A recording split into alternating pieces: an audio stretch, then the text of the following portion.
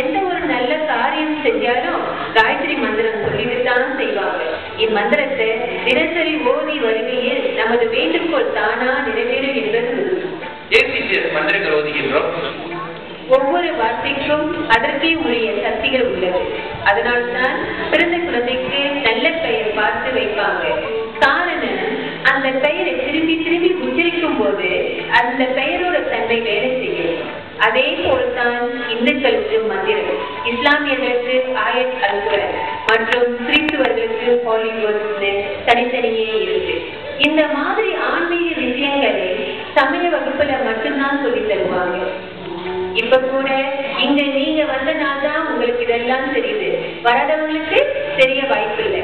சரி, வாங்க திரும்பி அந்த மந்திரத்துக்கு.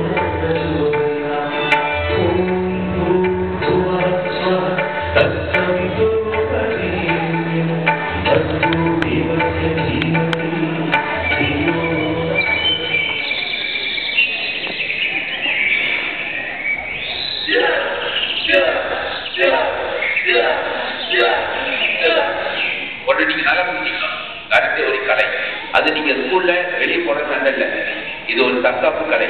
உங்கள் உள்ளத்தை வலிமைப்படுத்தி உங்களுக்கு ஒரு தன்னம்பிக்கை கொடுத்து உங்கள் கவனத்தை எப்படி வச்சுக்கணும்னு சொல்லித்தர கலை. உடனடி உறுதி செய்யணும்.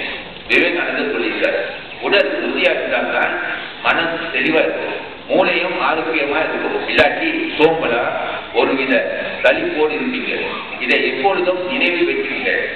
உங்களுக்கு ஒரு பிரச்சனை வரும்போதுதான் இந்த கலை நீங்க பயன்படுத்தணும். அண்டர்ஸ்டாண்ட்? Come on guys.